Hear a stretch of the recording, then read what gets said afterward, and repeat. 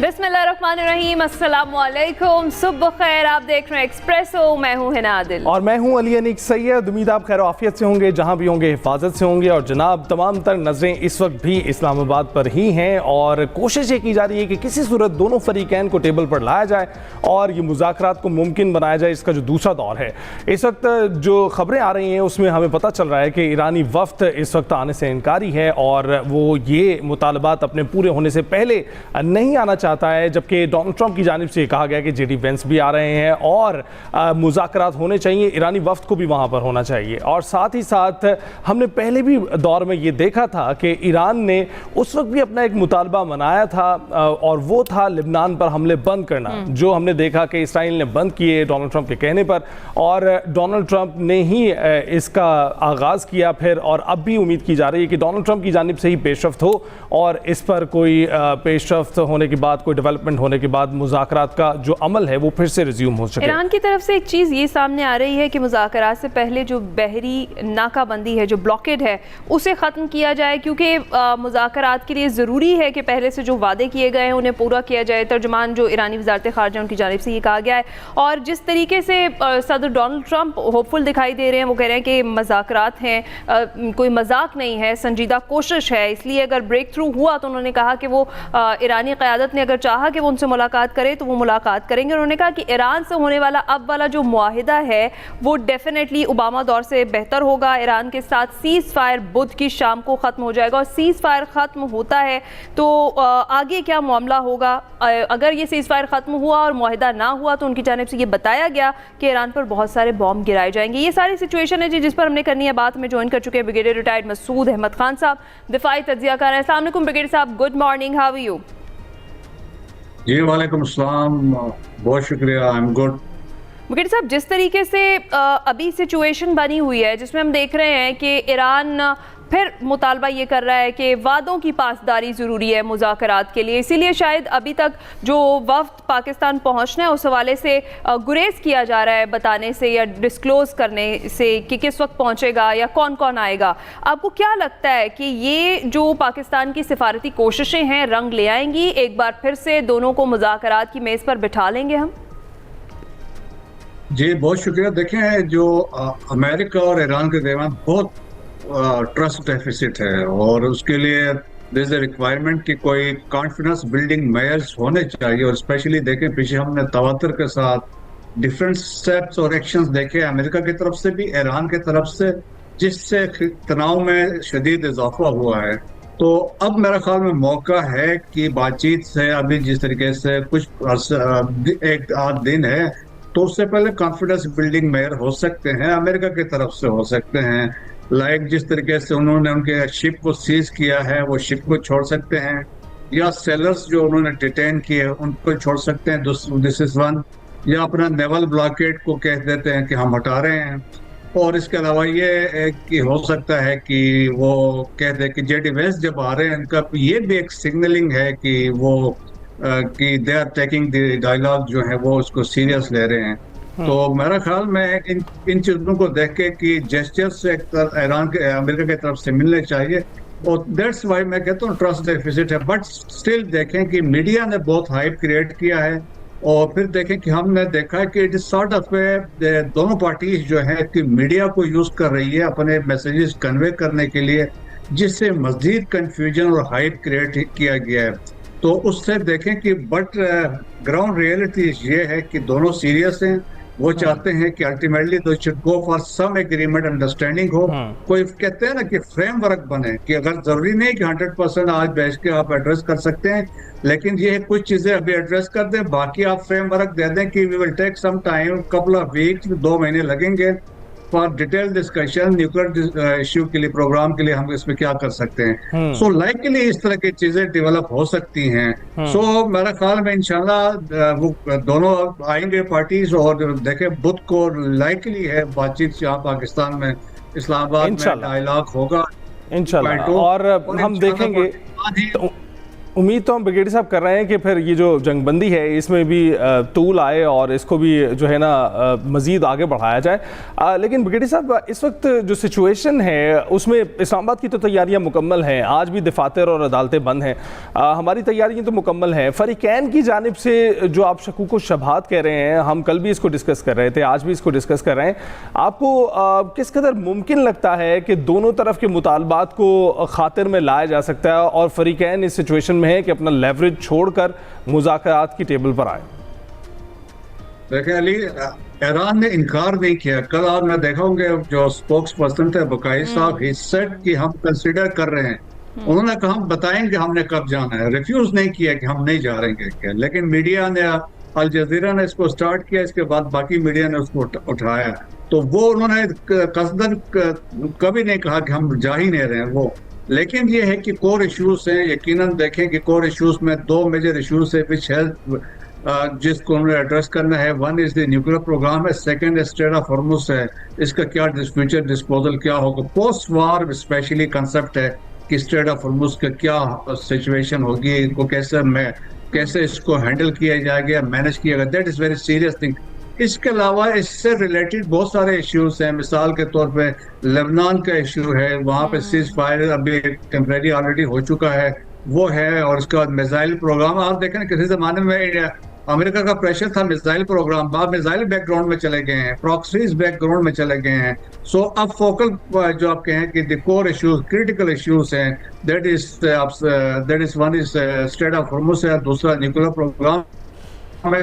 और फिर इसकी फर्दर मॉडलिटी, इस पर कंफ्यूजन है कि अगर न्यूक्लियर की बात करें तो देखें ईरान तो अभी कह रहा है कि भाई इस पर एनपीटी मैंने साइन किए हैं, तो मेरा ये लेजिटिमेट राइट है कि मैं इसको 3.67% इसको डेवलप करूं फॉर पीसफुल मीन्स के लिए।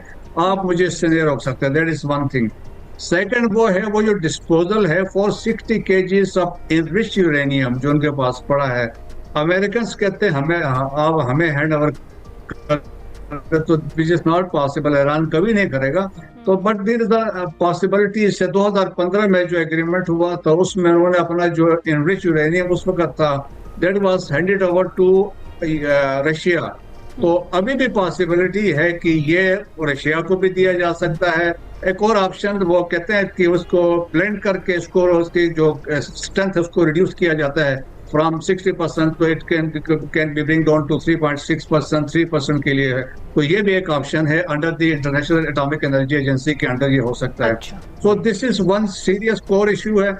और सेकंड है स्ट्रेट ऑफ हॉर्मुज। देखिए इसकी इम्प्लीकेशन बहुत ब्रॉडर है, क्योंकि अभी ये it is not only between America और ईरान, इसमें जीसीसी कंट्रीज जो है वो बड़े स्टेक होल्डर्स हैं इसमें, क्योंकि उनके entire economy depends on straight of Hormuz. उनका गैस और ऑयल अगर देखें कि अब देखें, कल न्यूयॉर्क टाइम्स ने बड़ा इंटरेस्टिंग आर्टिकल लिखा। उन्होंने ये लिखा कि अगर अब फ्यूचर में कोई भी कन्फ्लिक्ट होता है मिडिल ईस्ट में, गल्फ में, ईरानी जो सबसे पहला काम करेंगे, no it is part of their उनका टेक्स्ट बुक है, they will close strait of Hormuz. This is one thing. दूसरा उन्होंने एक और इंटरेस्टिंग चीज मेंशन की। उन्होंने कहा the Iranians they have tested their nuclear asset, और उन्हें आगे लिखते हैं वो न्यूक्लियर एसेट उनका स्ट्रेट ऑफ हॉर्मुज है। So that is the capability and importance of समझ ले ऑफ स्ट्रेट ऑफ हॉर्मुज है, क्योंकि ईरान के लिए भी इम्पोर्टेंट है, जीसीसी के लिए भी इम्पोर्टेंट है, अमेरिकन के लिए भी इम्पोर्टेंट है, बिकॉज आप वो समझते हैं डायरेक्टली इंटरेस्ट तो नहीं, but still they consider themselves hegemony है इनको खिते में। सो वो चाहते हैं उनका कंट्रोल इन्फ्लुएंस यहाँ पर है। सो बहुत सारे इसमें आप समझ लें कि कंसर्न्स हैं। सो देयरफॉर देखिए पाकिस्तान ऐसा कंट्री है कि we understand the concerns of Iran के भी और जीसीसी कंट्रीज के भी। तो दैट्स व्हाई पाकिस्तान चाहता है कोई ऐसा एग्रीमेंट हो which is sustainable and agreeable to all the जो फरीकैन है, चाहे वो ईरान है, अमेरिका है या जीसीसी कंट्रीज हैं। सो मेरा ख्याल में it is no up to Iran and America कि वो डिसाइड करें कि मुस्तकबिल के लिए क्या बेहतर है। ठीक है। अच्छा ब्रिगेडियर साहब, आपने बात की स्ट्रेट ऑफ हॉर्मुज़ की, तो एटम बॉम्ब से बड़ा हथियार तो यही नहीं साबित हुआ स्ट्रेट ऑफ हॉर्मुज़ की ब्लॉकेड। और दूसरी तरफ अगर हम देखें तो शायद क्या ईरान एक्सपेक्ट नहीं कर रहा था कि अमेरिका इस तरह से नेवल ब्लॉकेड कर देगा, और उसके बाद अब ईरान चाहता है कि वो पहले अमेरिका जो है वो ब्लॉकेड ख़त्म करे ताकि फिर चीज़ें मामूल की तरफ आएँ और उसके बाद ही मुज़ाकरात की तरफ जाया जाए। क्योंकि जो न्यूयॉर्क टाइम्स है वो ये कहते हैं कि जेडी वेंस जब पहुँच जाएंगे तो उसके बाद फिर स्पीकर गालिबाफ भी आ जाएंगे। लेकिन जो मसूद पेज़ेश्कियान है ईरानी सदर, वो ये कहते हैं कि अमेरिका शायद ये कोशिश कर रहा है कि मुज़ाकरात की मेज़ को हथियार डालने की मेज़ में तब्दील कर दे। तो ऐसा हम नहीं करेंगे और कशीदगी में कमी के लिए माकूल सफारती रास्ता ही इख्तियार किया जाना चाहिए। लेकिन स्टिल जो मुज़ाकरात हैं उसके लिए वादों की पासदारी ज़रूरी है। इस सिचुएशन में आपको एक स्टेप पीछे जाता हुआ अमेरिका दिखाई दे रहा है कि ये अगर कंडीशन लगाई जाती है ईरान की तरफ से मुज़ाकरात के लिए तो वो इस पर कुछ अमल दरामद करेंगे, ब्लॉकेट खत्म होगा? जी हाँ, देखिए पहले बात तो ये है कि dignified president is right in saying कि जब वो कहता है कि वो हर एक चाहेगा एक डिग्निटी के साथ एक डिग्निफाइड वे हो, एग्जिट हो सबके लिए और सबको एक्सेप्टेबल हो, क्योंकि उन्हें अपने पब्लिक के पास जाके बात करनी है, उनको बताना कि हमने ये अचीव किया इस पूरे बातचीत से। सो वन साइडेड तो हो ही नहीं सकता कि अमेरिका प्रीवेल कैसे कर सकता है बातचीत में, क्योंकि ईरानी समझते हैं कि we have prevail and suddenly they have edge. जब काइनेटिक या हम देखें कि कन्वेंशनल मीन्स में जो जंग हुई है तो उसमें तो प्रीवेल कर गए थे, दैट इज वन थिंग। सो एक और इम्पोर्टेंट चीज है कि ईरान के अंदर भी देखें डिवीजन है, क्योंकि वहां पे कंट्रोल ज्यादा IRGC का है, जबकि आप देखें कि जो पोलिटिकल गवर्नमेंट है उनकी इतनी से नहीं है जितनी IRGC का आपके बात चलती है। दैट्स वाई अगर आप देखें कि when field marshal visited Iran तो he visited all the power centres, तमाम में गए हैं और उसमें प्रेसिडेंट से भी मिले, फॉरेन मिनिस्टर से भी मिले, मजलिस के स्पीकर से भी मिले। Then he also met most importantly जो पासदारान का हेड, जो आप कहते हैं कि उनका खत्मुल अंबिया हेडक्वार्टर है, जो उनके मिलिट्री का हेडक्वार्टर है जहां पे पासदारान बेसिकली एक्चुअली कंट्रोल करते हैं, तो वहां पे भी गए। सो दैट इज दी, आप समझ लें कि क्रिटिकल था सबके लिए। सो देखें कि यहाँ पे विन विन सिचुएशन चाहिए सबको और इसके लिए कुछ लोग कुछ दो की बातें करनी है। बिल्कुल ब्रिगेडियर साहब, यही बात मैं आपसे करने वाला था। कुछ लोग कुछ दो की बात होती है जब भी मुज़ाकरात होते हैं, लेकिन इस वक्त आपको क्या लगता है फरीकैन में से क्या जो है लेवरेज छोड़ा जा सकता है? मिसाल के तौर पर कि आगे हमने देखा कि ईरान के पास आपने हॉर्मुज़ का लेवरेज था, मिसाइल्स का लेवरेज था, जो हाइपरसोनिक मिसाइल की भी बात हुई, और उसके अलावा हम देख रहे थे कि उन्होंने खलीजी ममालिक जहाँ पर एक्सपेक्ट नहीं किया जा सकता था, तवक्को नहीं की जा सकती थी, उनको भी निशाना बनाना शुरू कर दिया वहाँ पर मौजूद फौजी अड्डे जो थे अमरीकी। लेकिन अमेरिका के पास इस वक्त जो लेवरेज दिखाई दे रहा है वो ये है कि आपने हॉर्मुज़ वाले को तो न्यूट्रलाइज कर दिया उन्होंने, और उसके साथ साथ हमें ये भी दिखाई दे रहा है कि खलीजी ममालिक के साथ भी मुज़ाकरात और बातचीत का जो सिलसिला वो आगे बढ़ा है, और उसके साथ हम अफजूदगी की बात भी देख रहे हैं कि वो भी हो रही है। तो यहाँ पर तो हमें अमरीकी लेवरेज थोड़ा सा बेहतर दिखाई दे रहा शुरू हो गया है ईरानी लेवरेज के हवाले से।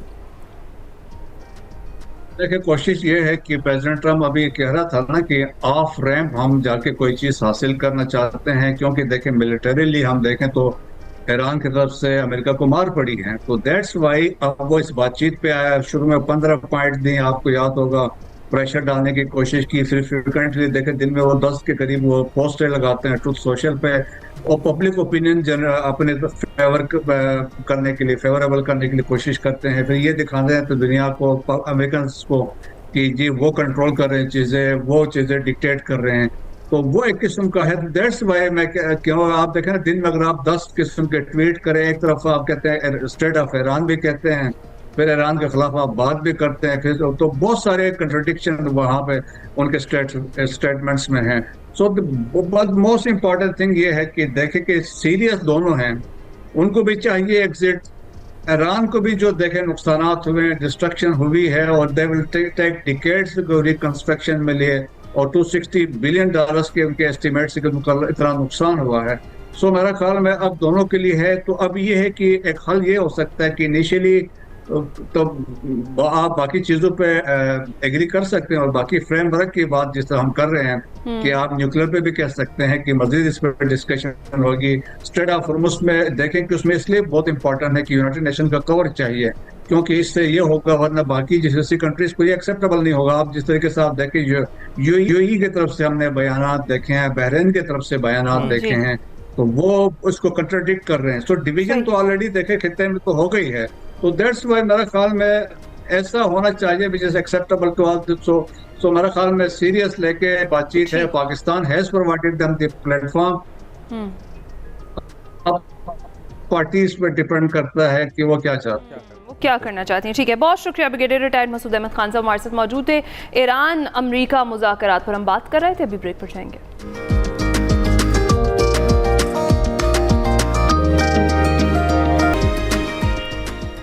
Welcome back. ईरान अमेरिका मुज़ाकरात पर बात हो रही थी। माहिर बैनुल क़ौमी अमूर उस्मान शाही साहब हमारे साथ इस वक्त मौजूद हैं। उस्मान साहब, बहुत बहुत शुक्रिया हमें ज्वाइन करने के लिए। कैसे हैं आप? अल्लाह का शुक्र, thank you, thanks for having. Usman, इस वक्त जो सिचुएशन है वो बहुत ही हमें क्रिटिकल इस तरह से दिखाई देती है कि फ़रीक़ैन मुतालबात पे मुतालबात रखते चले जा रहे हैं और टेबल पर आना जो है वो हमें दिखाई दे रहा है कि तवालत इख्तियार करता चला जा रहा है।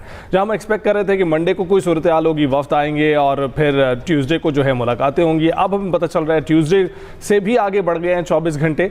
क्या सूरत हाल देख रहे हैं? जी, मेरे ख्याल में सिचुएशन बड़ी प्रिकेरियस है, वॉलेटाइल है, और सीज़ फायर को ख़त्म होने में सिर्फ मेरे ख्याल में एक दिन बचा है। बुध वाले दिन जो है वो ख़त्म हो जाएगा। लेकिन इरानियन जो है वो डिफाइंस स्टोन के अंदर इसीलिए देखें, ये नैरेटिव्स की वॉर है।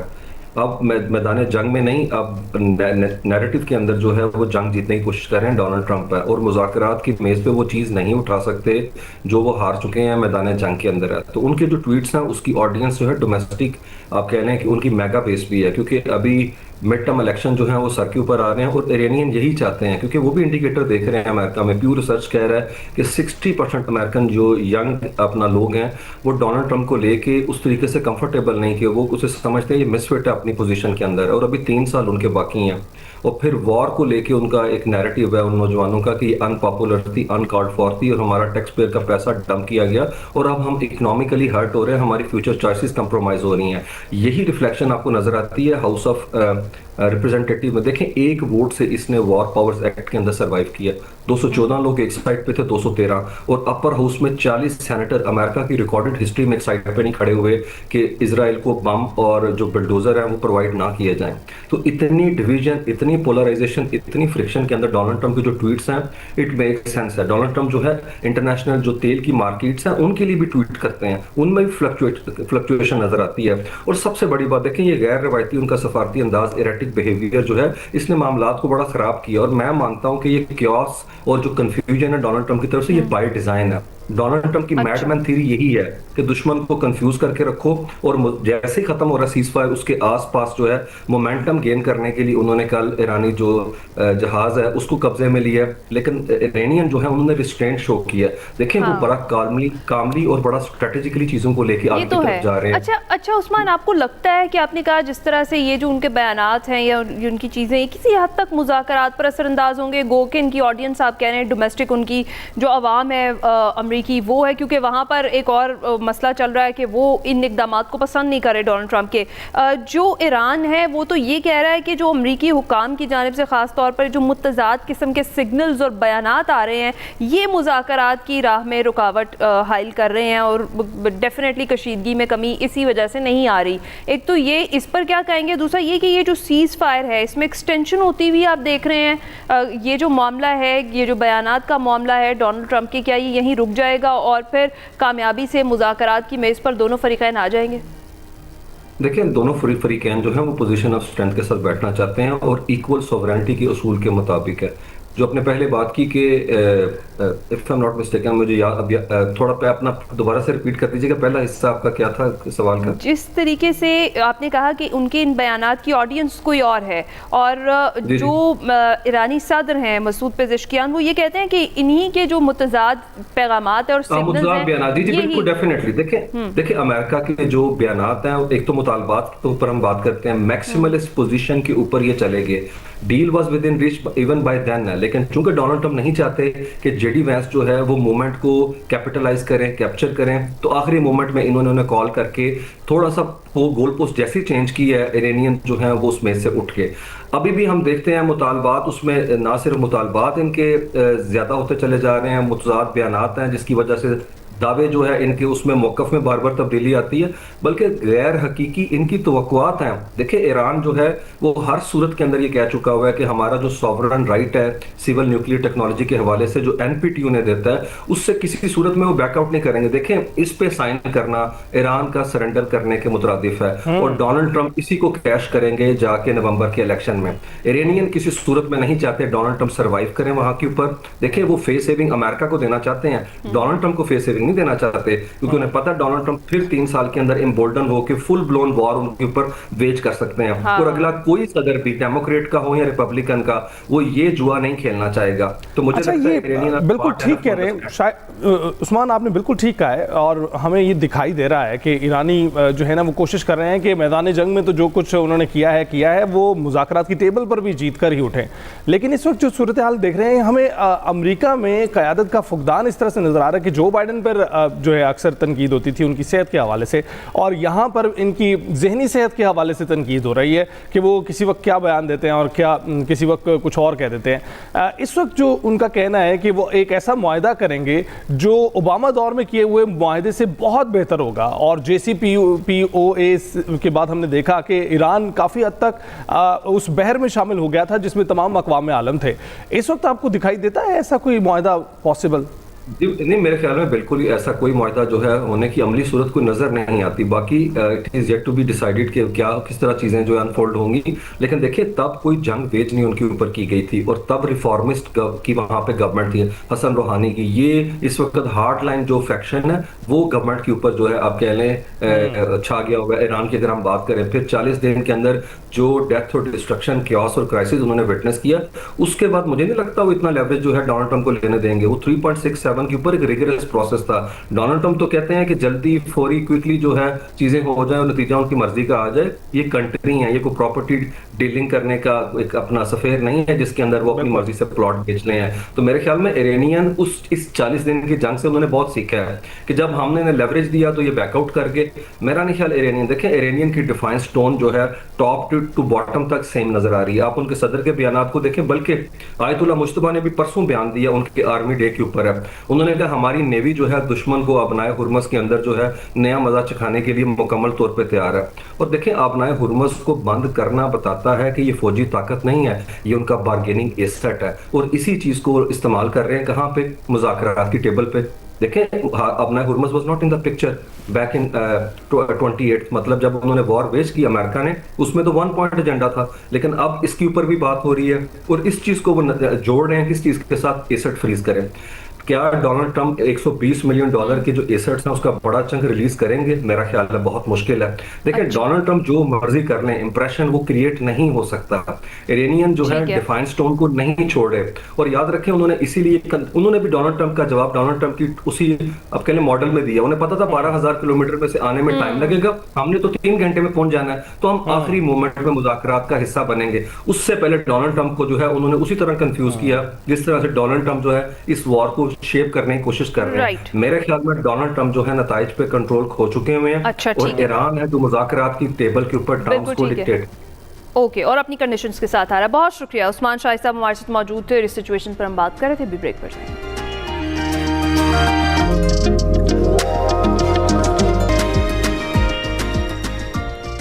वेलकम बैक टू एक्सप्रेसो जी। हम बात कर रहे हैं ईरान और अमेरिका के दरमियान मुज़ाकरात के दूसरे दौर की, जो कि इस्लामाबाद में होना है, और इस हवाले से पूरी दुनिया की नज़रें एक बार फिर से इस्लामाबाद पर लगी हुई हैं। देखते हैं कि मुज़ाकरात का दूसरा दौर कब मुमकिन हो पाता है, क्योंकि पाकिस्तान अपनी संजीदा कोशिशें कर रहा है। इसी पर बात करेंगे। हमें ज्वाइन कर चुके हैं मंसूर जाफर साहब, माहिर है मशरिक़ वस्ता उमूर के। अस्सलाम वालेकुम मंसूर साहब, बहुत शुक्रिया हमें ज्वाइन करने के लिए। ये जो सिचुएशन अभी हम देख रहे हैं, पाकिस्तान अपनी संजीदा कोशिशें कर रहा है अमन को बरकरार रखने के लिए, एक बार फिर से दोनों फरीक़ैन को मना रहा है मुज़ाकरात के लिए, टेबल टॉक के लिए, और जिस तरीके से अभी हम देख रहे हैं जो बयानात का भी एक सिलसिला चल रहा है, दूसरी तरफ मुज़ाकरात की बात भी चल रही है, कैसे देखते हैं आप? जी यकीनन एक बड़ी कर्रोफर की सिचुएशन है। खासतौर पे दोनों फरीक इस वक्त अपनी मुज़ाकरात के मेज पर आने से पहले जो अपनी डिमांड्स हैं वो बड़े, मैं समझूंगा कि बड़े थोड़ा सा गैर मुनासिब अंदाज में इस लिहाज से पेश कर रहे हैं कि इस तरह की डिमांड जो है ना तो डोनाल्ड ट्रंप साहब को सोशल मीडिया के जरिए फ्लोट करनी चाहिए, और ना ही ईरान को इन पर रद्द-ए-अमल जो है वो सोशल मीडिया के जरिए देने, क्योंकि जब आप डिप्लोमेटिक डिस्कशन में इंगेज होते हैं तो आपके पास बहुत सारे दीगर चैनल मैसर हैं। खासतौर पे पाकिस्तान की सूरत में एक मुज़ाकरातकार, सहूलतकार और मैसेंजर उनके पास मौजूद है। इस नौइयत की जो भी डिमांड्स हैं वो बुनियादी तौर पे उन चैनल्स के जरिए अगर भेजी जाए तो उनको एड्रेस करना आसान होता है। लेकिन मुसीबत ये है कि इस वक्त दोनों फरीक जो है वो अपनी अपनी जो लोकल कंजम्पशन है, जो अपनी अपनी जो वोटर्स हैं या सपोर्टर्स हैं, उनको ज़्यादा इस वक्त एतमाद में लेना चाहते हैं, बजाय इसके कि मुज़ाकरात के लिए हकीकी मानों में जो चीज़ें तय की जानी हैं उस पर फोकस करें। तो इसी वजह से आपको दिखाई दे रहा है कि वहाँ पे हर रोज़ एक नई डिमांड जो है वो सामने आ जाती है और उसके फिर दूसरा फरीक अपने टाइम एक नई इंटरप्रिटेशन करता है, जिस पर फिर एक डिस्कशन एंड डिबेट का सिलसिला यकीनन आप सबके प्रोग्रामों की सूरत में शुरू हो जाता है। तो वहाँ से मामला जो है वो खराबी की तरफ जाते हैं। तो फिर उन चीजों को दोबारा से नैरो डाउन, ये कहते हैं ना, वो कहते हैं कि मैदान जंग में जो आप हार जीत करते हैं वो तो एक तरफ असल में होता ही है कि अक्सर आप मैदान जंग में तो जीत कर आए होते हैं लेकिन टेबल पर आकर हार जाते हैं। तो कोई भी नहीं चाह रहा कि वो टेबल पर आकर हार जाए। आप बिल्कुल ठीक कह रहे हैं कि जो एक मीडिएटर मौजूद है उसके ये सारी बातचीत होनी चाहिए। लेकिन यहाँ पर तो नैरेटिव्स की जंग है, ना सिर्फ लोकल कंजम्पशन के लिए बल्कि इंटरनेशनल ऑडियंस के लिए भी, जिसकी वजह से ईरान अपनी जो है अपना नैरेटिव सामने रख पाया दुनिया के। जी, इसमें खास तौर पे आप देखिए कि डोनाल्ड ट्रंप साहब का तो बड़ा ही पर्पसफुल सारा ये सिलसिला दिखाई देता है, क्योंकि वो इन ट्वीट्स के जरिए अपने न सिर्फ मेगा बेस को अपील करते हैं, अट्रैक्ट करते हैं, उसके साथ साथ वो इन ट्वीट्स के जरिए स्टॉक मार्केट को भी मैनेज कर रहे हैं। आप देखिए कि हर वीकेंड पे वो इस नौइयत के ट्वीट्स छोड़ते हैं जिसके नतीजे में जो तेल की कीमतों में आप बेहतरी आ जाती है, उनकी कीमतें गिर जाती हैं, उनके स्टॉक्स उन्हीं के दोस्त अहबाब जो हैं वो स्टॉक मार्केट्स में खरीदते हैं। फिर जब एक बार दोबारा वो धमकी देते हैं फिर वो कीमतें बढ़ जाती है, फिर वो उसको फरोख्त करना शुरू कर देते हैं। ये पूरा बिजनेस बना हुआ है इस वक्त। डोनाल्ड ट्रंप साहब और उनकी जो जो उनके कारोबारी दोस्त हैं वो पूरे का पूरा इस जंग में, जिसे कहना चाहिए बहती गंगा में हाथ धो रहे हैं, और वो इस जंग के दिनों में भी जो है माल बनाने से बाज नहीं आ रहे। तो ये मसाइल हैं बुनियादी तौर पे कि जिसकी वजह से अब एक तरफ वो कहते हैं कि जी हमें अमेरिका तो कोई फर्क नहीं पड़ता, हमारे पास तो बड़ा गैस और पेट्रोलियम मौजूद है। उनके वजीरे जो तवानाई है वो कहते हैं जो तेल गैस की कीमतें बढ़ चुकी हैं ये 2027 तक नॉर्मल नहीं होंगी। तो डोनाल्ड ट्रंप साहब पता नहीं किस अमेरिका की बात करते हैं जिसको परेशानी नहीं है। वहाँ के आम आवाम तो सड़कों पर हैं, उनके जो किंगशिप का जो उनका माहौल है उसके खिलाफ तकरीबन 90 लाख के करीब लोगों ने जो है अमेरिका के 31 शहरों के अंदर जो है मुजाहरे किए। और इसी तरीके से खास तौर पे उनके डेमोक्रेट जब उन्हें अब सख्त कह रहे हैं तो उनके खिलाफ उन्होंने दोबारा से वो फेक न्यूज और जो मीडिया हाउसेस उनकी इन पॉलिसियों पे तनकीद करते हैं। और मंसूर साहब आप दुरुस्त फरमा रहे हैं, 63% जो अमरीकी अवाम है वो भी सदर ट्रंप की पॉलिसीज के मुखालिफ है। एक सर्वे ये भी शो कर रहा है। आपने बात की उनकी कॉन्ट्राडिक्टरी स्टेटमेंट्स की और बार बार जो इस तरह के मुतज़ाद बयानात और सिग्नल्स उनकी तरफ से दिए जाते हैं जिसका फ़ायदा वो तो भरपूर उठा रहे हैं, लेकिन आपको नहीं लगता कहीं ना कहीं उससे ये जो मुज़ाकरात हैं, ये जो डायलॉग है, ये मुतासिर हो रहा है? जी, बहुत बुरी तरीके से। आप देखिए ना कि जैसे जैसे वो डी डे करीब आ रहा है 22 अप्रैल का, तो दुनिया की सांसें जो है उसी हिसाब से रुकी जा रही है। बिल्कुल उसी तरीके से जिस तरह आपको याद होगा उन्होंने माजी में एक बयान दिया था कि जी अगर ईरान ने हमारी बात ना मानी तो हम एक तहजीब को जो है उस रात मिटा देंगे और ये कर देंगे और वो कर देंगे। तो उस रात भी यही मंजरनामा था जिससे इस वक्त हम और आप गुजर रहे हैं। तो उस वक्त पाकिस्तान ने बड़ा ही एक ज़ीरक अंदाज में एक ट्वीट के जरिए एक तवज्जो दिलाई उनकी, और उस पर उन्होंने रिस्पॉन्ड कहा, क्योंकि उनके पास भी यकीनन अपने उस दावे को अमली जामा पहनाने के लिए बड़ा अपहिल टास्क था, और अगर उस तरफ जाते तो यकीनन एक तबाही और बर्बादी होनी थी। तो उन्होंने गनीमत जाना। अब भी मैं समझ रहा हूँ कि इस वक्त पाकिस्तान की जो पोजीशन है, पाकिस्तान के खासतौर पे अभी कल जो रब्ता किया है आर्मी चीफ ने, खासतौर पर डोनाल्ड ट्रंप साहब को ये कहा कि ब्लॉकेड जो है वो as a gesture of goodwill वो खत्म करें और जो जहाज ईरान का पकड़ा है उसे भी छोड़ा जाए, ताकि मुज़ाकरात के लिए हकीकी मानों में जो एतमाद साजी है वो मैसर आए और एक जेस्चर ऑफ गुडविल के तौर पे ये इकदाम होंगे तो मुज़ाकरात को सही कंडीसिव एनवायरनमेंट में कंडक्ट करने में मदद। मंसूर साहब, इसके साथ साथ जो मशरिक़ वस्ता के मुमालिक हैं जो इसकी जद में आए हैं, यूएई और बहरीन की जानिब से तो बयानात आ रहे हैं, लेकिन कतर और सऊदी अरब की जानिब से बड़ा रिस्ट्रेन शो किया जा रहा है, क्या देख रहे हैं आप? जिसमें कोई शक नहीं कि इस वक्त आपको पूरे जो जीसीसी कंट्रीज के अंदर एक नई जियोपॉलिटिकल जो है वो अलाइनमेंट देखने को मिलेगी। वहाँ पे भी आपको ये divide pro and anti Israel, anti तो नहीं कहेंगे लेकिन इजराइल के कैंप से दूर जो है वो आपको लोग दिखाई देंगे। इस वक्त इसराइल ने तो अपने कार्ड जो है, यूएई ने तो अपने कार्ड इसराइली हक में बिल्कुल हवा में लहरा दिए हैं। वो तो इस वक्त बुर्ज खलीफा पर खड़े जो है इसराइल को आवाज़ें दे रहे हैं कि आइए हमारा वो टीम जज़ायर भी ईरान से लेके देखिए, आइए हमारा ये काम भी कीजिए, वो काम भी कीजिए। लेकिन वो इस पूरे मंजरनामे में अपना जो मिलिट्री पैराडाइम है उसको रिविजिट करने के लिए तैयार नहीं है। वो आज भी उसी अतार के लौंडे से दवा लेने के लिए इसरार कर रहे हैं कि अमेरिकी सिक्योरिटी को अपने लिए, इसराइली सिक्योरिटी को अपने लिए बहुत बड़ा एक सेवियर ख्याल करते हैं, जबकि माजी में यही चीज़ें उनके लिए सबसे बड़ा बवाल बनी है। इस वक्त सऊदी अरब, कतर और उसके साथ साथ तुर्की जो एक अलायंस बन रहा है ख़ास तौर पे, उसके साथ कुवैत भी शामिल है। अगरचे ओमान जो है वो GCC के अंदर शामिल नहीं है, उस तंजीम में शामिल नहीं है, लेकिन बहरहाल वो खित्ते का एक अहम मुल्क है और माजी में नेगोशिएशन में उसका बड़ा किरदार रहा है। ये तमाम मिलके एक नया सिक्योरिटी पैराडाइम जो है उसको डेवलप करने की कोशिश कर रहे हैं कि जिसमें हकीकी मानों में ईरान को इस बात पे कायल किया जाए कि आपका नया GCC ब्लॉक ये है, अब आप इनके साथ एक नो वार पैक्ट कीजिए। इसी तरीके से हम आपको इस अश्योरेंस देते हैं कि इसराइल और अमेरिका आप पर अटैक नहीं करेंगे, उनके साथ एक नो वार पैक्ट भी आप कीजिए। तो ये मैं समझता हूँ एक मुस्तकबिल का बड़ा ही लार्जर एजेंडा है जिस पर इन मुज़ाकरात के जरिए एक छोटा सा ओपनिंग बनेगी और फिर इस पर यकीनन आगे चल के जो है वो बड़ा तफसीली काम, और ये वो सिचुएशन है तभी जाके आप इसराइल के अज़ाइम से मिडिल ईस्ट महफूज रह सकेगा, GCC कंट्री महफूज रह सकेंगे, और इसी तरीके से ईरान का जो भी एक थ्रेट है उससे GCC कंट्रीज महफूज रह सकेंगे। तो सूरत दीगर इस वक्त दोनों का जिसे कहना चाहिए ना वो एक हाथ खुल चुका है और वो इस चीज़ को कभी भी ज़रा सा भी शरारा मिलने पर दोबारा से इग्नाइट कर सकते हैं और ये यकीनन एक बार बड़ी जंग में जो है वो पहुंच सकता है। मंसूर साहब बहुत बहुत शुक्रिया अपना तजिया पेश करने के लिए, मशरिक़ वस्ता की सूरत हाल हमारे साथ शेयर कर रहे थे। अभी हम ब्रेक पर जाएंगे। Welcome back. कभी कभी सच इतना करीब होता है कि झूठ उसका सबसे बड़ा दुश्मन बन जाता है। और अब कहानी पहुंच चुकी है उस मोड़ पर जहां हर राज बेनकाब होने के करीब है। हम बात कर रहे हैं अब्दुल्लापुर के देवदास की। जी हाँ, ये ड्रामा अब अपने फाइनल वीक में दाखिल हो चुका है और कहानी हर गुजरती किस के साथ और भी इंटेंस होती चली जा रही है। जी हाँ, काशिफ अब भी देवदास बनकर गुलबानों का दिल जीतने की कोशिश कर रहा है, लेकिन झूठ का ये सिलसिला लग रहा है कि अब ज्यादा देर तक छुप नहीं सकेगा। बिल्कुल छुप नहीं सकेगा। और हम इसके हवाले से ये देख रहे हैं कि नाजरीन बेताबी से नेक्स्ट एपिसोड का इंतज़ार कर रहे होते हैं और इस वक्त जो सूरत हाल है, कहानी में क्या मोड़ आ चुका है, कैसा लम्हा है, हम देखते हैं इन झलकियों में।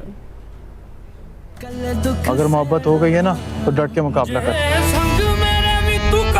ये सलाबत चाचा का भेजा हुआ गुंडा है, इसने बेदार का कत्ल किया।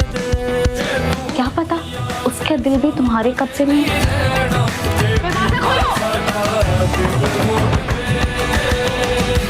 तुम में और शहरोज में कोई फर्क नहीं कि वो भी एक गुंडा है और तुम भी गुंडे हो। अबे ओ पीछे, अबे तू कौन है? तेरा बाप बहुत अच्छे से जानता है मैं कौन हूँ।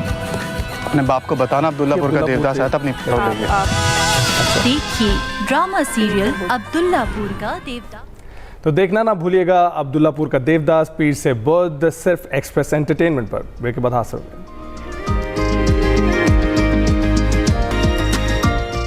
Welcome back to Expresso ji. Mainly हम बात कर रहे हैं ईरान और अमेरिका के डायलॉग की, उसके राउंड 2 की जो कि इस्लामाबाद में होना है, उस पर बात करते हैं मजीद।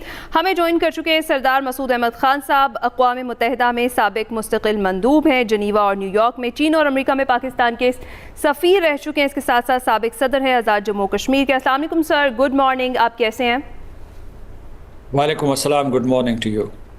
सर, आप बड़ी गहरी नज़र रखते हैं इन तमाम मामलात पर और चूँकि आपका इसमें तजुर्बा भी बड़ा वसी है सफारतकारी में, हम बात यहाँ से शुरू करते हैं कि पाकिस्तान बड़ी सिंसियरिटी के साथ ये कोशिश कर रहा है कि दोनों फरीक़ैन को एक बार फिर से मुज़ाकरात की मेज़ पर ले आए। पाकिस्तान तो कोशिशें संजीदगी के साथ कर रहा है, लेकिन दोनों फरीक़ैन पर किस हद तक मुनहसर है कि अब वो ये जो मुतज़ाद किस्म के सिग्नल्स दे रहे हैं या बात कर रहे हैं या ट्रूथ सोशल या एक्स पर पैगामात आ रहे हैं, उसको छोड़ते हुए ज़रा सीरियस हो जाएं और मामले को आकर मुज़ाकरात की मेज़ पर ही सॉल्व करने की कोशिश करें।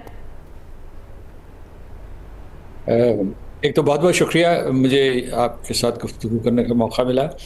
दूसरा ये कि मैं आपको कहना चाहता हूँ कि पाकिस्तान की कोशिश जैसा कि आपने कहा 100% है, जबकि फरीक़ैन जो है ईरान और अमेरिका वो नॉन स्टार्टर्स के ऊपर एक दूसरे के साथ उलझ गए हैं। नॉन स्टार्टर्स ये हैं कि वो न्यूक्लियर डील हो, क्योंकि न्यूक्लियर डील में दो चीज़ें हैं। एक ये कि क्या ईरान के ऊपर मुस्तकिल पाबंदी लगाई जाए यूरेनियम एनरिचमेंट की, और उसके बाद ये है, या फिर जो है कोई मुख्तसर मुद्दत हो।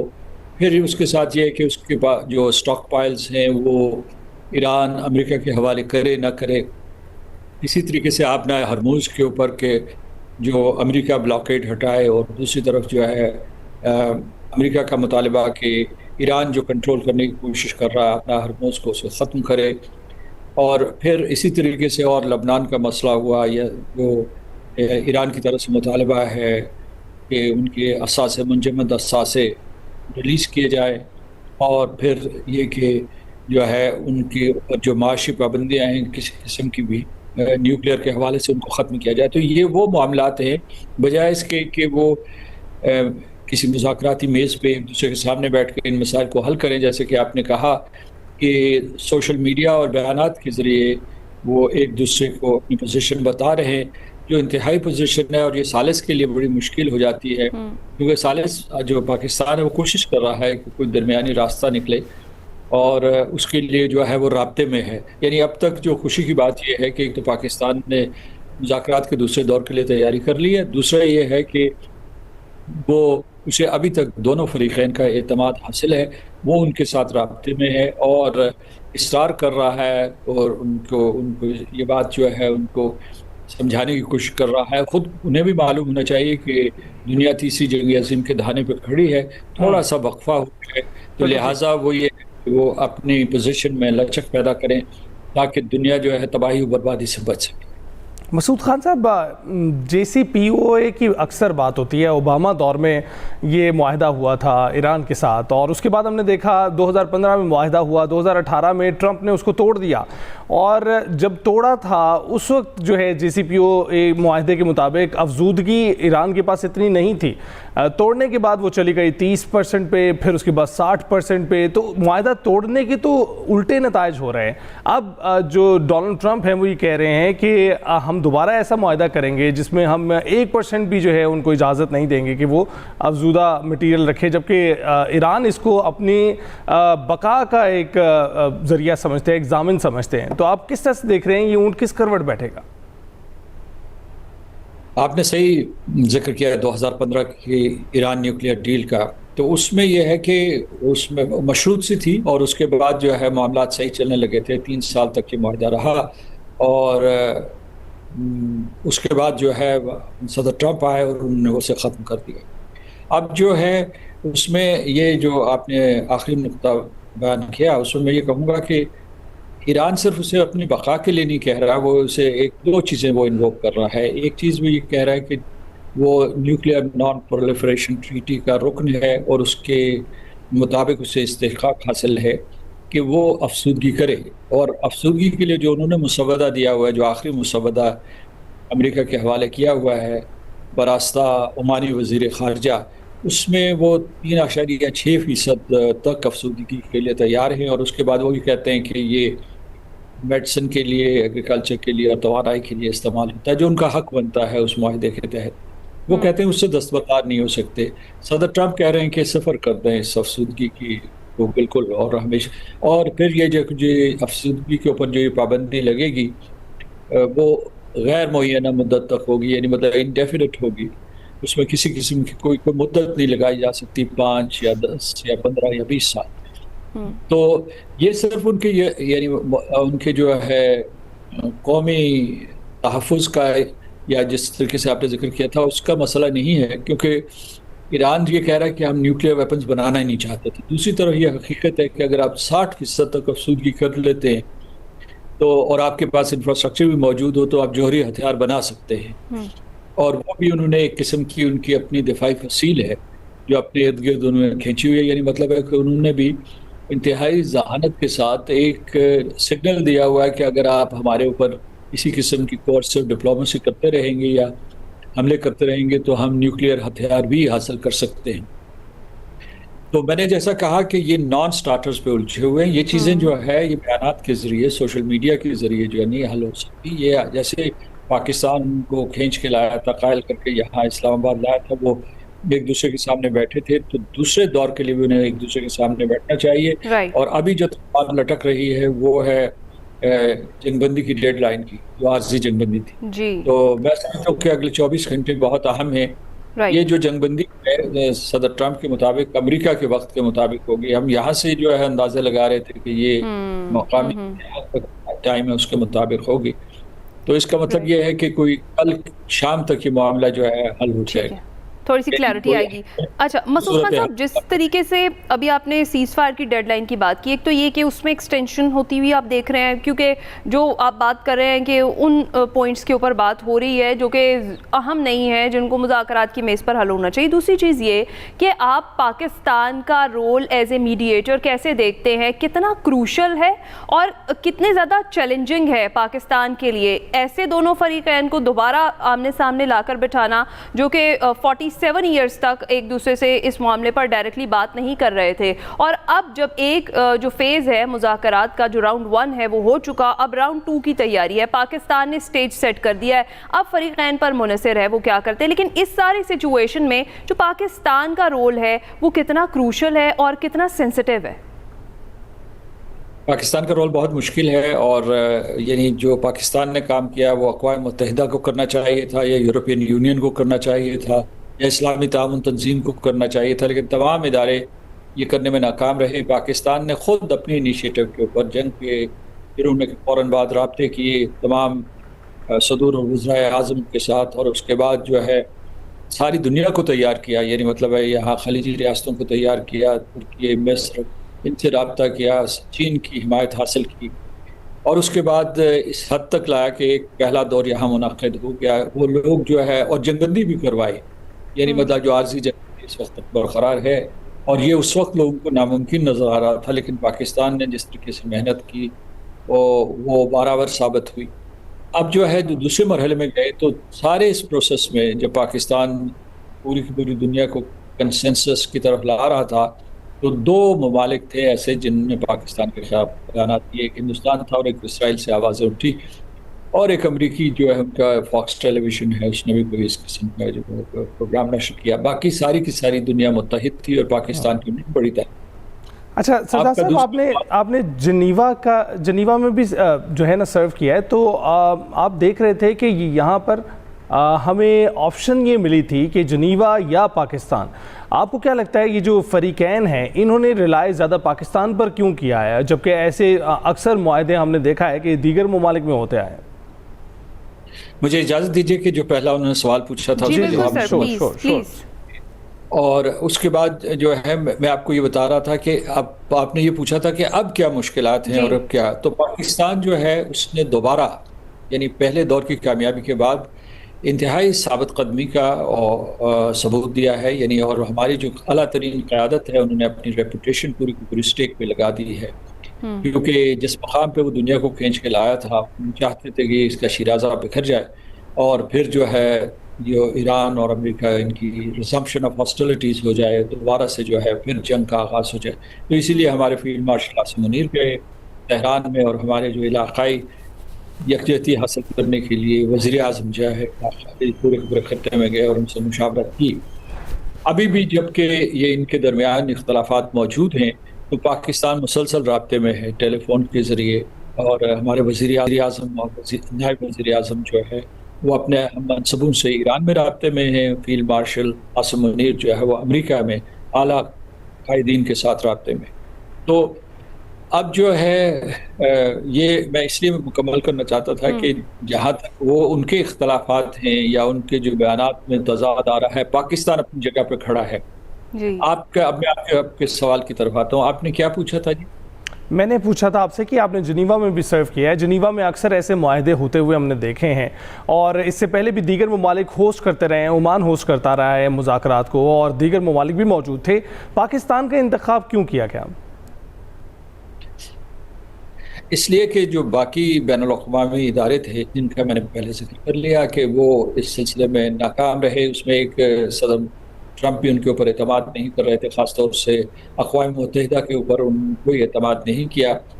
और इसी तरीके से जो है बाकी जो है इस्लामी ताउन तंजीम के ऊपर ईरान कर सकता था, लेकिन ईरान को भी ये नज़र नहीं आ रहा था कि इस्लामी ताउन तंजीम इस सिलसिले में मदद कर सकेगी। रिवायती तौर पर आपने सही कहा कि या ये मुज़ाकरात जिनीवा में होने चाहिए थे जैसे कि हो रहे थे, या फिर जो है तुर्की इस सिलसिले में बहुत कोशिश कर रहा था और उसका इस्तांबुल का भी नाम लिया जा रहा था इस्लामाबाद के साथ साथ। और रिवायती तौर पर 2 सालिस हैं इस खत्ते में, एक ओमान है और दूसरा कतर है। वो ये दोनों ममालिक जो है हमले की जद में थे और इसलिए ये है कि ईरान का इनके ऊपर एतमाद नहीं था। अगरचे ईरान के इन दोनों ममालिक के साथ बहुत अच्छे ताल्लुकात थे, लेकिन जो पाकिस्तान है, पाकिस्तान में एक तो ये कि कोई अमरीकी अड्डा मौजूद नहीं है इस वक्त, और दूसरा ये है कि पाकिस्तान इस वजह से भी ईरान का उनके ऊपर एतमाद और ईरान के साथ उनके अच्छे ताल्लुकात हैं। तो इसमें जो फैक्टर्स गिनवाए जाएंगे कि ये जिनीवा में क्यों नहीं हुआ, पाकिस्तान में क्यों हो रहा है, इस वजह से कि दोनों फरीकैन जो हैं जो इस वक्त हालत जंग में थे, जंगबंदी से पहले और अभी भी उनके ताल्लुकात बहुत कशीदा हैं। एक तरफ जो है वो डिप्लोमेसी की बात कर रहे हैं, दूसरी तरफ जो है वो दोबारा तसादुम की तरफ, जंग की तरफ जाने के लिए तैयार बैठे हैं।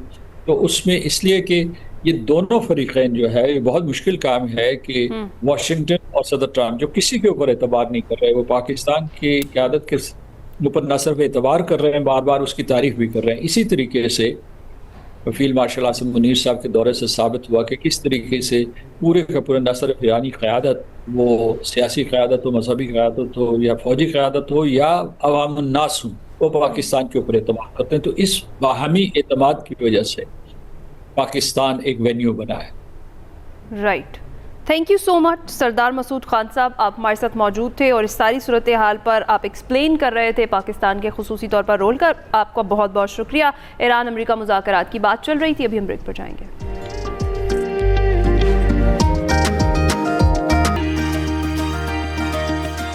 Welcome back. आप शामिल करते हैं सेगमेंट निकले तेरी तलाश में, जिसमें जानते हैं कि मुस्तंसर हुसैन तारड़ साहब क्या मुसाफिर हैं या अदीब। आइए देखते हैं।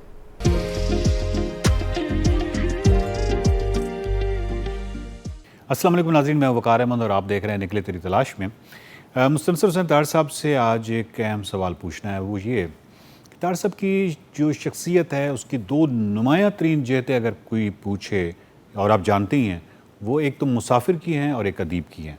मुसाफिर जो है वो मुशाहिदा करता है, ऑब्जर्वेशन करता है, अदीब जो है उस मुशाहिदे को बड़े खूबसूरती से हमारे सामने सफ़रनामों की शक्ल में पेश करता है।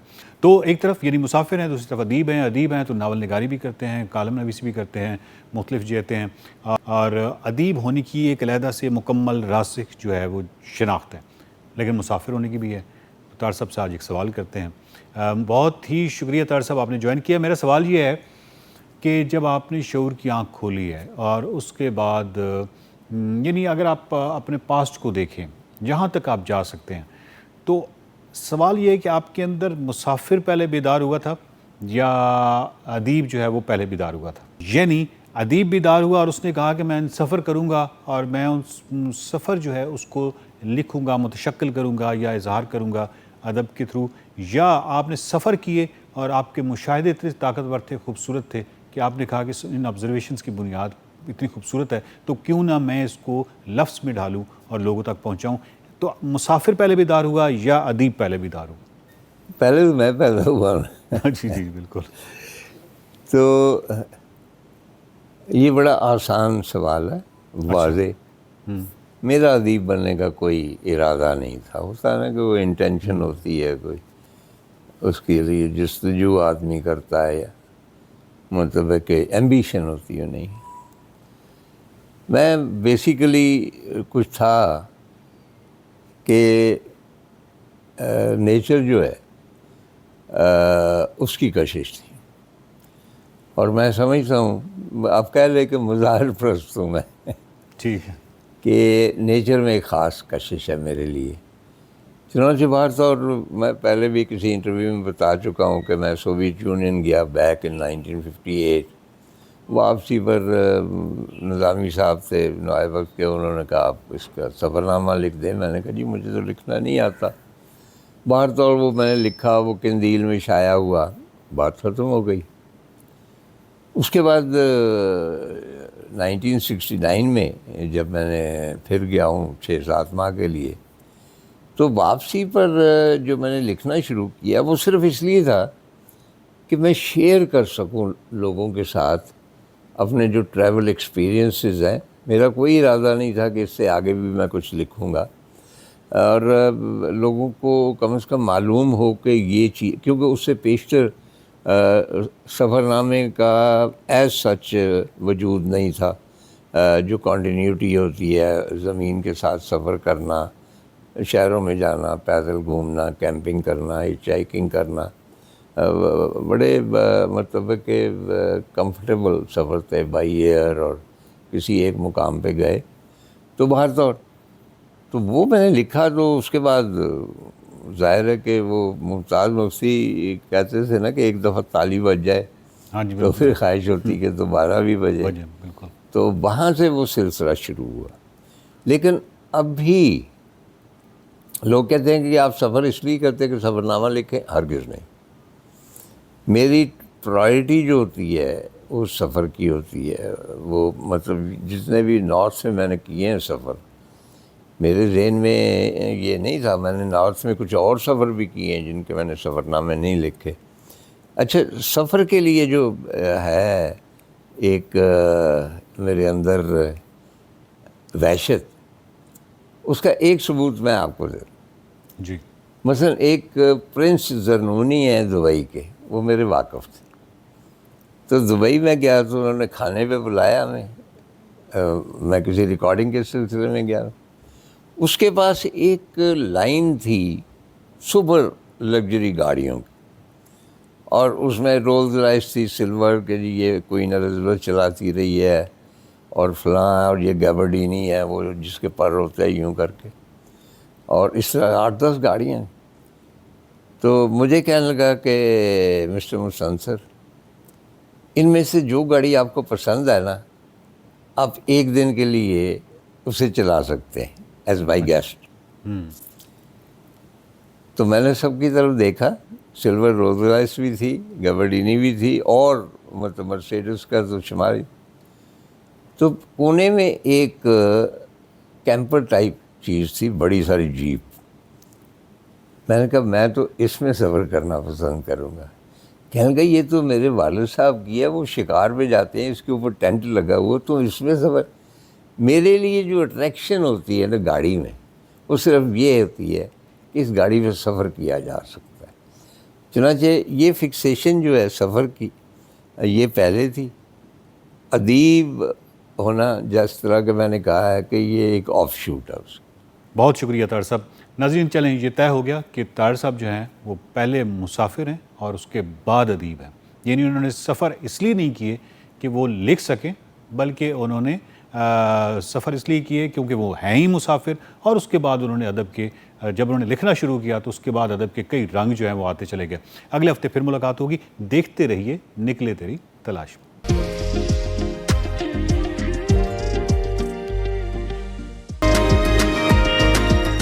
Welcome back to Expresso. जी, अब याद करेंगे शायर मशरक़, मुफ़क्किर पाकिस्तान डॉक्टर अल्लामा मोहम्मद इकबाल को, जिनकी 28वीं बरसी मनाई जा रही है।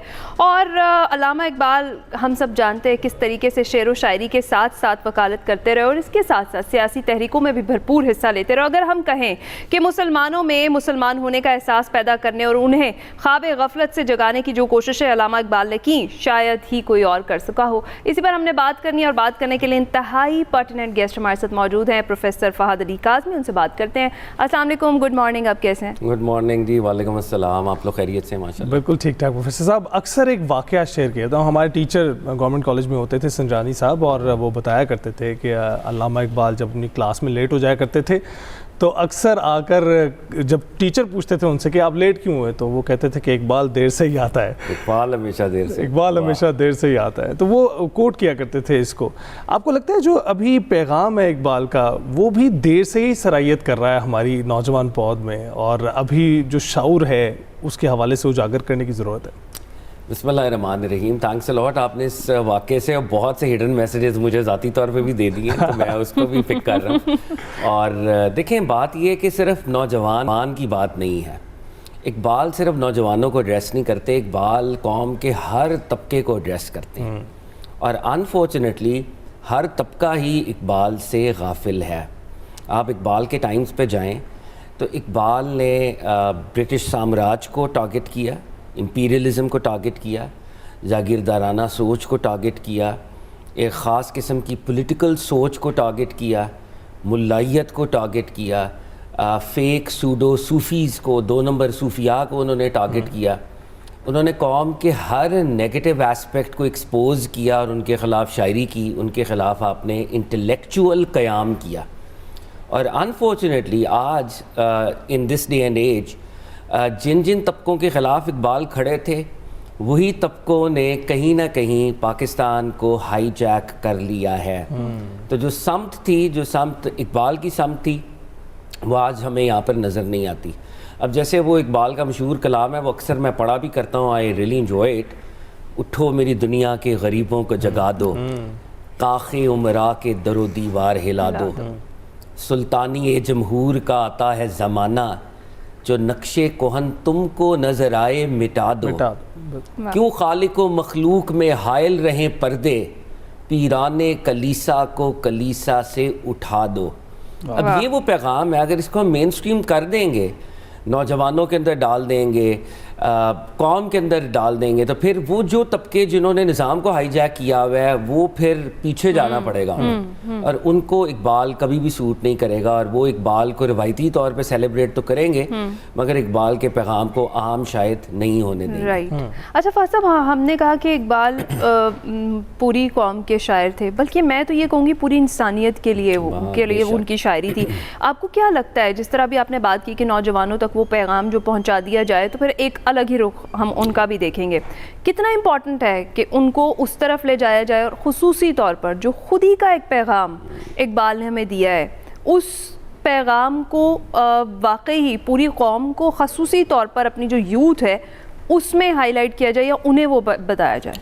जी, खुदी का पैगाम तो देना बहुत ज़रूरी है। और बाय द वे, खुदी के बारे में मैं बड़े दबे लफ्ज़ों में अर्ज़ कर रहा हूँ, शायद किसी को इल्म ही नहीं है कि इकबाल ने किस दर्जे पर खुदी की बात की। खुदी हकीकत में इकबाल के यहाँ क्या थी, आपको खुदी जानने के लिए इकबाल का कलाम असरार खुदी पढ़ना पड़ेगा, असरार खुदी को ट्रांसलेट करके मेन स्ट्रीम करना पड़ेगा।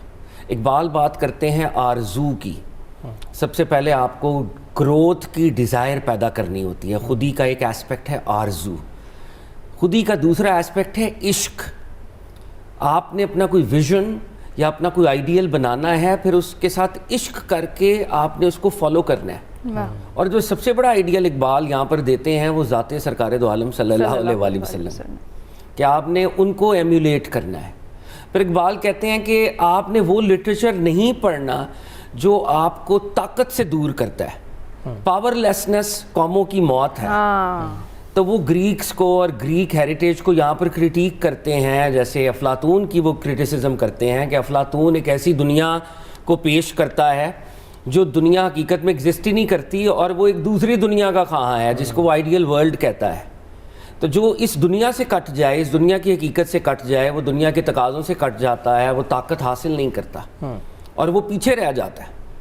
फिर इकबाल खुदी की 3 स्टेजेस बताते हैं, इताते इलाही, ज़ब्त नफ्स और नयाबत इलाही, जब रब्बुल इज़्ज़त बंदे को अपना नायब बना लेता है। और ये वो टाइम होता है, ये वो वक्त है, ये वो लम्हा है कि हाथ है अल्लाह का, बंदा ए मोमिन का हाथ, गालिबो कार आफरी, कार कुशाओ, कार सास। और खुदी में ये जब अलामा थेरी दे रहे हैं खुदी की, तो वो कल्मिनेट अपनी बात को करते हैं कि खुदी का जो सबसे बड़ा सिंबल है, one of the greatest symbols, वो ज़ाते अमीरुल मोमिनीन हज़रत अली इब्न अबी तालिब करमल्लाहु वजहू है। और फरमाते हैं कि प्रॉफिट सल्लल्लाहु अलैहि वसल्लम ने आपको ये टाइटल इनायत किया अबू तुराब। अबू तुराब का मतलब है एक दर्जे पर फादर ऑफ द डस्ट या फादर ऑफ द अर्थ। तो इस ज़मीन के अंदर जो कुछ भी है, हज़रत अली उल मुर्तज़ा ने उसको मुसख्खर किया, सबसे पहले अपने नफ्स को मुसख्खर किया, अपनी खुदी को बेदार किया। दैट इज़ वाई ये टाइटल उनको मिला।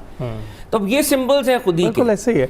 और क्या खूब आप गुफ्तगू करते हैं इस पर, बाखूबी इसका अहाता किया आपने और रोकने को दिल नहीं चाह रहा, लेकिन एक सवाल पैदा हो जाता है और फिर वो तंग करता रहता है। वो ये कि कुछ खतूत का भी तज़किरा करते हैं और आजकल की जो हमारी पौध है, ख़ासकर जो नौजवान नस्ल है, वो शकूक व शुबहात का इजहार करती रहती है अपने ही जो कायदीन है, लीडर। तो इनको बताना कितना ज़रूरी है कि ये मगरिब के फेवरेट नहीं थे जो इनको शायर मशरिक़ कहा करते थे, बल्कि ये मशरिक़ के भी फेवरेट हैं, जैसे ईरान है जहाँ पर बहुत इनका जो इनकी पजीराई मौजूद है। तो एक ही वक्त में आपको मगरिब और मशरिक़ दोनों जगह पर इनकी पजीराई मौजूद नज़र आती है और इसकी वजह से आपका जो आपकी जिस सरजमीन से उनका ताल्लुक़ है वहाँ पर इनकी वो पजीराई ना होना बड़ी मायूस कुन बात है।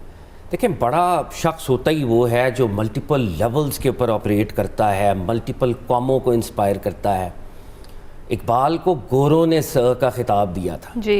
असरार खुदी ही की जब ट्रांसलेशन हुई तो then they knighted Allama Iqbal, British का। और जो इरानियन रेवोल्यूशन है, इरानियन रेवोल्यूशन ने तो इंस्पिरेशन पकड़ी इकबाल से है। वो कहते हैं कि इकबाल लाहौरी उर्दू से ज़्यादा फ़ारसी के अशार हैं, अगर काउंट किए जाएंगे तो हमारे शायर हैं जी। और आप देखें डॉक्टर अली शरीयती हों जो कि एक इंटेलेक्चुअल ब्रेन थे इरानियन रेवोल्यूशन के पीछे, इकबाल से कितना इंस्पायर्ड थे वो। इनके पहले जो बानी हैं इरानियन रेवोल्यूशन के, वो इकबाल के कितने बड़े आशिक थे, आयतुल्लाह रूहुल्लाह खुमैनी। अभी जो शहीद हुए हैं इनके रहबर सैयद अली खां बनाई, वो कितने बड़े इकबाल के आशिक थे। जो प्रेसिडेंट जिनका इंतकाल हुआ हादसे के अंदर, वो लाहौर भी आए थे, इब्राहिम रईसी, वो इकबाल से कितने बड़ी इंस्पिरेशन ड्रॉ करते हैं। हत्ता के मशहद के अंदर जो एक बहुत बड़ी पर्सनैलिटी महवे आराम है इमाम अली रज़ा, इमाम अली रज़ा के मज़ार पर इकबाल के अशार कंधा करवाए गए हैं।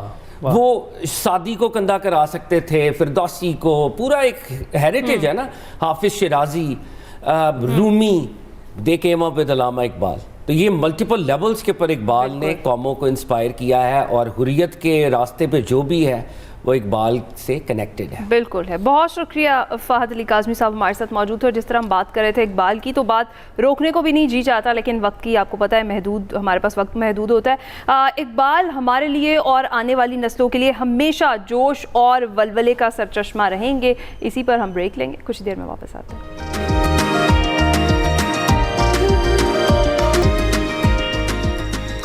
Welcome back. पीएसएल की बात न करें तो शो अधूरा रहेगा। पीएसएल की बात करते हैं, शानदार मुकाबले जारी हैं और आज भी दो मुकाबले होने हैं। पहला मुकाबला होगा लाहौर कलंदर्स और कोयटा ग्लैडिएटर्स के माबैन, जबकि दूसरा रावलपिंडीज और मुल्तान सुल्तान्स के दरमियान खेला जाएगा। सलीम खालिक साहब मौजूद हैं, स्पोर्ट्स के तजज़ियाकार हैं। सलीम भाई बहुत बहुत शुक्रिया हमें ज्वाइन करने के लिए, कैसे आप? मैं बिल्कुल ठीक हूँ। मुझे पता चल चुका है आज T20 नहीं T10 मैच होना है। बिल्कुल T10 मैच है, जिसकी वजह से आपको पता है कि हमें बात मुकम्मल करनी है और पीएसएल के बगैर मुकम्मल नहीं हो सकती है। तो ये बताइएगा कि आज दो मैचेस हो रहे हैं, किसको देख रहे हैं सबकत ले जाते हुए? पहला मैच जो है कलंदर का और ग्लैडिएटर्स का, वो इम्पोर्टेंट मैच है क्योंकि इन दोनों टीमों के पास अभी चांस है। को के ग्लैडिएटर का पास चांस कम है क्योंकि उनके मैच उनसे ज़्यादा हो गए हैं, लेकिन फिर भी है, अभी आप रूल आउट नहीं कर सकते उनको। तो इंटरेस्टिंग मैच है। कलंदर की परफॉर्मेंस यहाँ कराची में तो इतनी अच्छी रही नहीं, अब हो सकता है वापस लाहौर जाके पुराना रिदम अपना वो पा लें। और ग्लैडिएटर ने बहुत ज़्यादा मायूस किया है इस बार, और मुझे लगता है ख़ासतौर पर जो उनसे गलती हुई स्क्वाड पिक करने में, लास्ट ईयर वो खेले थे फाइनल, इस बार तो बहुत ही उनकी परफॉर्मेंस खराब रही है। और जिस तरह ज़ल्मी ने उनके साथ किया, जिस तरह बाबर ने पिटाई लगाई, उससे तो और उनका कॉन्फिडेंस बिल्कुल लो हो चुका होगा।